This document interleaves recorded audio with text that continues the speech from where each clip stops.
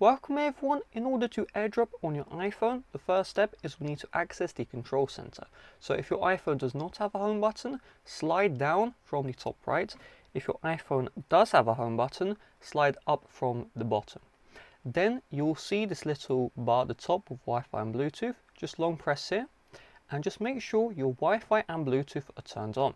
So here is the deal. When you are sending AirDrops from a device, you can see the AirDrop toggle right here. This AirDrop toggle doesn't actually need to be on, but it's very important that the device which you want to receive the AirDrop to, long press into this area and then tap on AirDrop and make sure this is set to everyone right here. Otherwise, this device, the receiver device, will not show up when you're trying to AirDrop. For best results as well, just make sure that the Wi-Fi network between both devices are the same.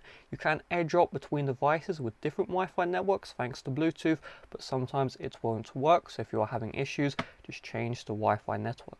Then the next step is we need to find the media we want to AirDrop. So you can AirDrop photos, notes, web pages in Safari, files in the Files app, folders in the Files app, a ton of stuff. For me, I'm going to open up the Photos app. I'm going to tap on the photo here I want to share, and you see the share icon. Tap on this one, and for most stuff where you have a share icon, you'll see the AirDrop here. If you don't, then you can't AirDrop that media. So tap on AirDrop, and you can see devices. So these are your devices linked to your iCloud account. So if you just tap on them, it will AirDrop. But then you'll also see other people. So these are people who aren't linked to your iCloud account. Okay, so this iPhone is not linked to the same Apple ID.